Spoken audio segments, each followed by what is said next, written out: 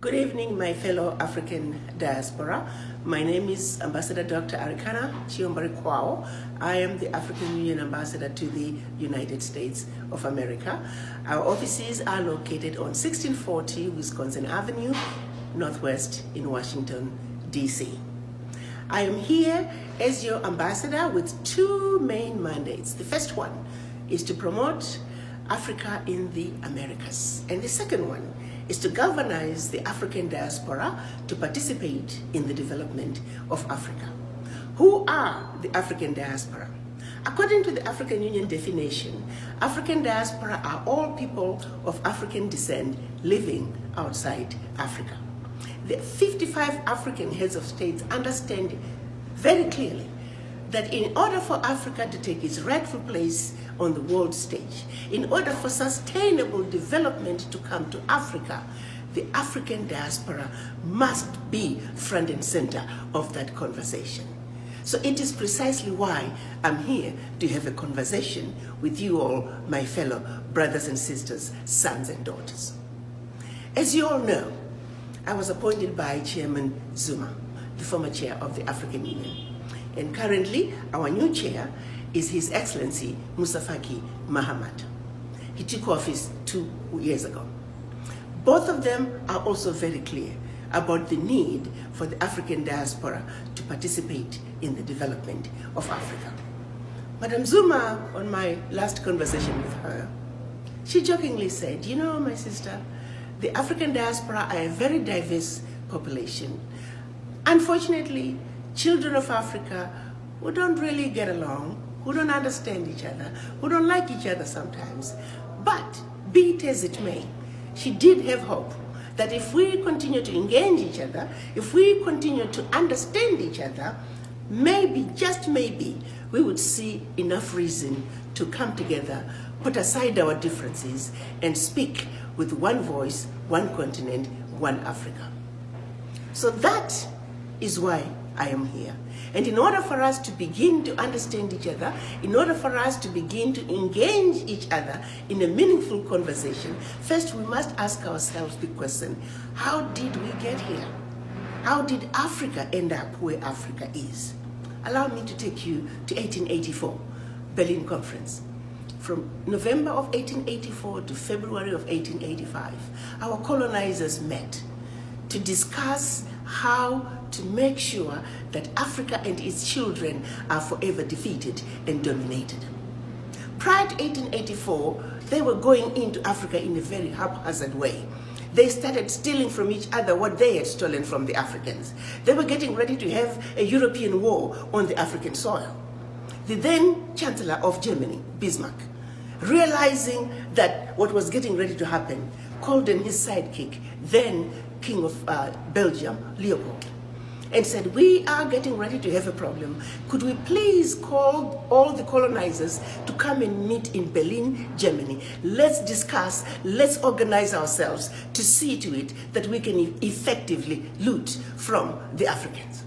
So it is they met between November of 1884 and 1885 precisely to make sure Africa and its children are forever defeated and dominated. The way they did it is by chopping Africa up into the tiny little economies that we see today. Countries like Burundi, Togo, Djibouti, Central African Republic, Malawi, Mozambique, the list goes on. Pretty much all the African countries that you see today. That was by design. That was to see to it that Africa was forever defeated. That these small economies are economies that cannot survive on their own, or should they survive, they are easy to destabilize at the push of a button. That was 124 years ago. Fast forward 2019, nothing has changed. The jokes say, when they were strategizing and breaking up Africa and drawing these arbitrary boundaries, a husband and wife who were in bed in Malawi, by the time they woke up, the husband was in Zambia and the wife was in Malawi. That's how arbitrary the divisions were.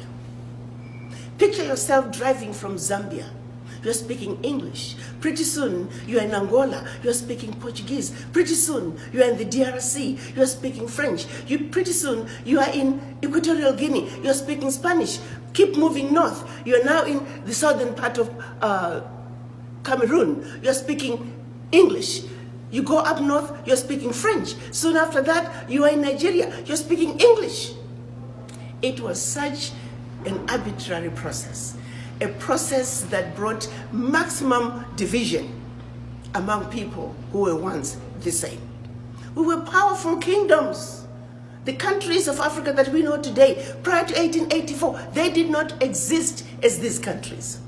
The countries that we are today are a creation of the colonizers to see to it that we are forever defeated and dominated. To them I say colonizers, mission accomplished, because Berlin Conference remains alive and well. Now, let's assume this world is a boxing game. Even the rules of the game, no. Heavyweights belong to the heavyweights. Middleweights belong to the middleweights. Lightweights belong to the lightweights. You don't take a lightweight boxer or a wannabe boxer and throw them in the same ring with the heavyweight. Well, African countries are not even lightweight boxers. They are wannabe boxers who are being put in the same boxing ring with heavyweights. You see, you got to understand that Burundi has the same sovereignty as China. Central African Republic has the same sovereignty as India. So when it comes to negotiating country to country, little Djibouti will stand next to China. Little Burundi will stand next to India. And when China beats up Djibouti, the world says, Djibouti, what's wrong with you? Why aren't you able to take care of your people? Such a small economy. Its population is growing, but its land mass is not. Djibouti can only do so much. The small economies can only do so much. And even those that have tried to survive, they are so easy to stabilize. Before you know it, there's conflict in those countries. And next thing you know, everything is falling apart. Such is the status of our Africa, ladies and gentlemen. It is so important to me that we understand our Africa from the root cause. So as if Berlin Conference was not enough, when the colonizers were leaving the continent between 1958 and 1961, France did something that was just downright terrible. Made the African leaders sign what they call the Pact for the Continuation of Colonization. France made the Francophone countries sign the Pact for the Continuation of Colonization. Allow me to highlight a few of the items in the Pact for the Continuation of Colonization. And I urge all of you to Google it and read it. And if that does not disgust you, I don't know what will. First, the French said, well, you see, we built a few schools, a few roads, a few hospitals, taught you about the fork and knife and sitting on a table and eating with utensils. We're going to call that the colonial debt. And for that you shall pay to perpetuity. In addition, you will deposit 85% of your bank reserves with the Minister of Finance, the French Minister of Finance. Collectively, the Minister of Finance, the French Minister of Finance will take all your deposits. It was 85% back then. It's now down to about 60. The French minister will invest that money in the French stock exchange under the French name. You may or may not know the returns.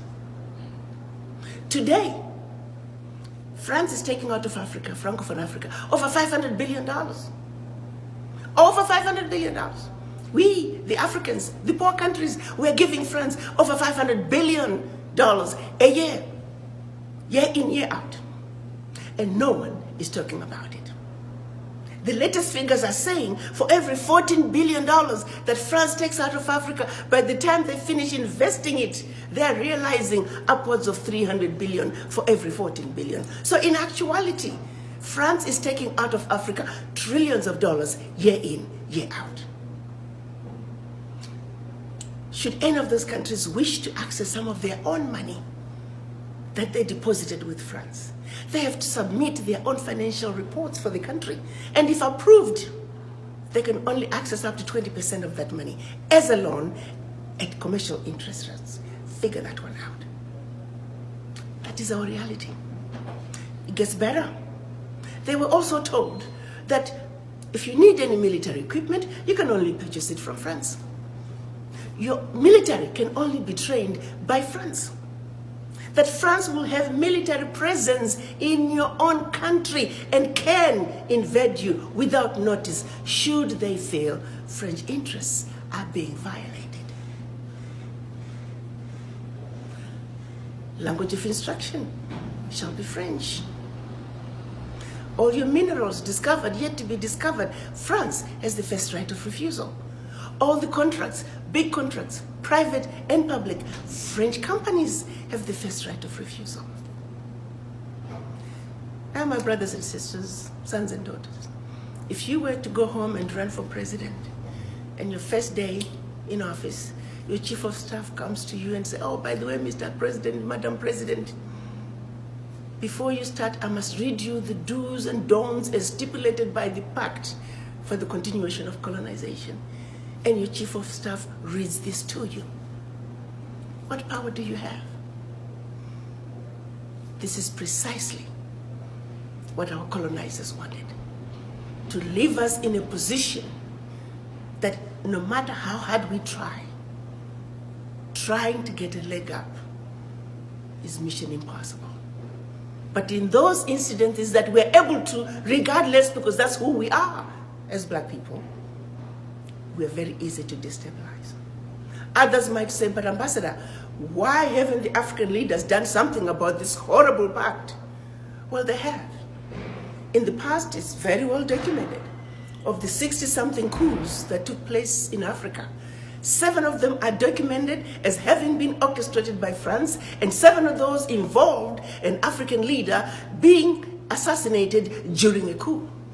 And those coups were done precisely because those African leaders, those Pan-African leaders, were trying to pull out of the pact for the continuation of colonization. Now, there have been other coups that were created by just mercenaries who were running around trying to destabilize African countries, and always because the African countries would have discovered a natural resource. And they created those coups. So while the locals are fighting, thrown into a civil war, they will be siphoning that natural resource. We know the game now. We've seen them play the game. So it's not like there was no attempt to pull back. But the reality is, even now, when leaders have tried to push back on certain issues, next thing you know, there's conflict in that country. And who are they using for the conflict? Us. The people who are going to be toy-toying on the streets, it's us, the Africans. And we are going on the streets fighting somebody else's war because we simply do not know. Let me bring it home, for example. If, let's say, a Francophone African leader decides to pull out of the pact, by the way, they also print the money, the CFA. They print the CFA for all the Francophone African countries. France no longer even use the CFA, but they print it gladly for the African countries. France is using the euro. So if a leader starts wanting to be too smart, all they have to do is stop printing the money. And next thing you know, the locals are getting their paychecks, they're going to the bank, they line up, there is no physical cash.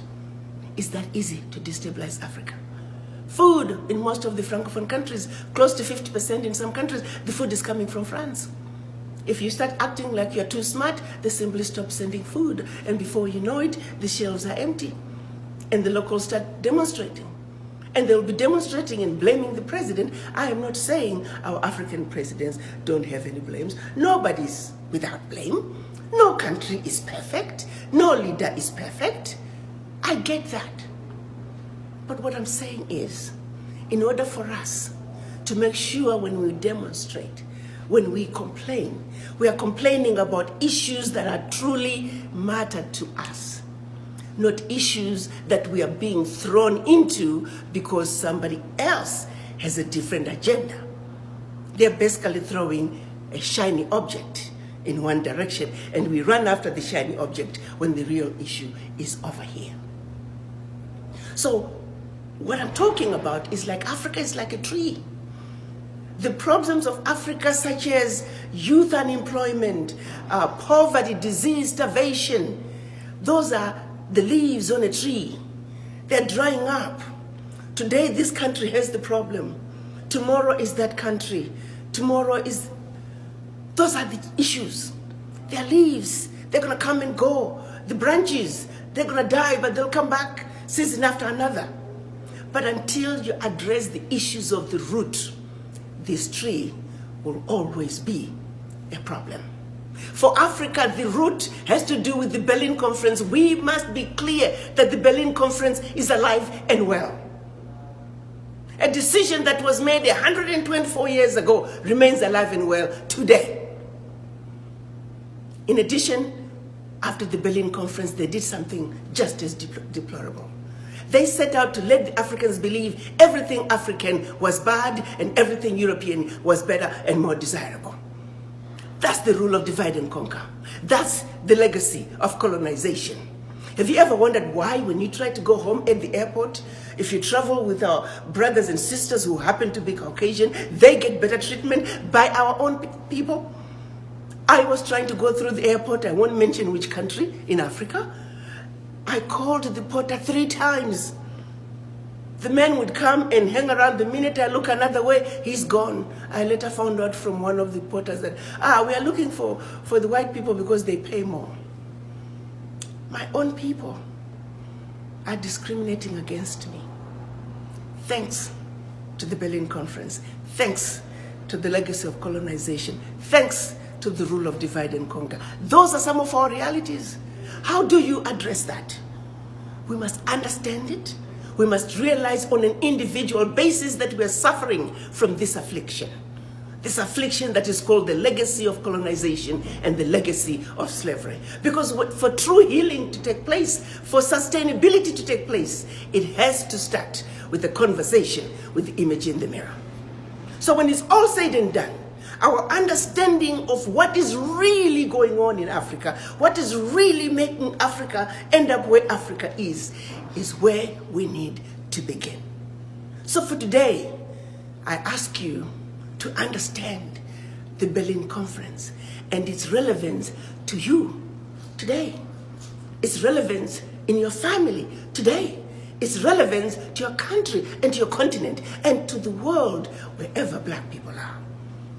So we got 2 issues, the legacy of slavery, the legacy of colonizations, 2 demons that we must fight, 2 afflictions that we must accept that we suffer from, and let's make every effort to defeat those demons within us in order for us to truly represent our Africa with full understanding of the issues. So as we look for a solution, our minds are clear and our minds are in the right place. Allow me to take a moment to then take you to 1963. Our Pan-African leaders realizing that in order for Africa to move forward, Africa must speak with one voice, one continent, one country, one heart, one mind, one soul. So they met in Addis Ababa in 1963, and they created the OAU, Organization of African Unity. It was an attempt to regroup and undo the boundaries that were imposed upon us. Unfortunately, when they went to Addis Ababa, they were still divided. We had the Casablanca group who were Pan-Africanists who says African Union now, Africa for the Africans. But unfortunately, there were only 7 of them. Ghana, Guinea, Mali, Egypt, Morocco, Algeria, and Tunisia. And the rest of the African countries were the nationalists. They were the Monrovia group. They said, no, let's go slow. They won. We often say, when the Pan-Africanists lost in 1963, Africa lost. 55 years later, we are still going slow. All is not lost, however. Last year, 2018, our leaders came together in Kigali. They agreed on a decision which is now called the African Continental Free Trade Area. This agreement, they are saying we must speak with one voice. We must negotiate with one voice as a bloc, as one Africa. Because as Africa, We are a heavyweight, and we belong with heavyweight boxers. We belong with the big boys. There's parity there. This is how we begin to destroy the Berlin Conference. And of the 52 heads of states who have signed on to this, we only need 22 ratifications. I'm glad to tell you today that we are sitting at 21 ratifications. We have only one more ratification for the African Continental Free Trade Area to become the law of the continent, and implementation is expected to begin in June of 2019. Now that's how we destroy the Berlin Conference. In addition, they also signed in March of last year the protocols for the free movement of people, where they are saying unanimously, the African heads of states, the children of Africa must live and work wherever they choose. That too is in the process of being ratified. Over 30 heads of states have signed, and I believe we are sitting at about 3 or 4 ratifications. Already, regionally, the leaders are loosening the requirements to get into their countries. A lot of countries now are visa on arrival. There's a lot of good news coming out of your Africa. And I'm here to share with you that we must be part of that change. We must be part of that vibrancy that is Africa. You see, everybody else around the world is strategizing on how to take advantage of this new Africa whose doors are swinging wide open. The only people who are not strategizing to move into your Africa and claim what is rightfully yours are us, black people. Why can't we be like the rest of the other diaspora in this world?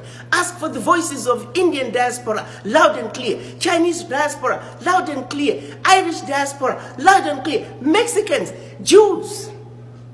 But when you ask for the voices of the black people, you might as well go to the graveyard. We are missing in action. This is where we are not only failing ourselves, our children, our grandchildren, and generations to come. We have got to change this. We have got to come together just like other ethnic groups and speak with one voice. We must realize that our sheer survival depends on us coming together and speaking with one voice as, like I would like to say, the beautiful, intelligent, sophisticated, highly adaptable, and totally indestructible Mother Africa's children. You see, we as Africans, as the origin of humanity, the continent, the inheritors of the continent with everything and anything the world needs, we have every reason to stand on top of the highest mountain and proclaim to the world who we are, the indestructible children of Africa. Mother Africa is calling. I have no doubt in my mind that all of you, after having had a serious conversation with the image in the mirror, you are going to come together and with a united voice and in a resounding way, you shall let the world know that the children of Africa are going home. Let's sing the best melody the world has ever heard as we come together, not as 55 African countries, not as 1.27 billion Africans on the continent, not as 400 million blacks around the globe, but as children of one Mother Africa, singing in unison that beautiful melody as we waltz our way across the Atlantic back home to Africa.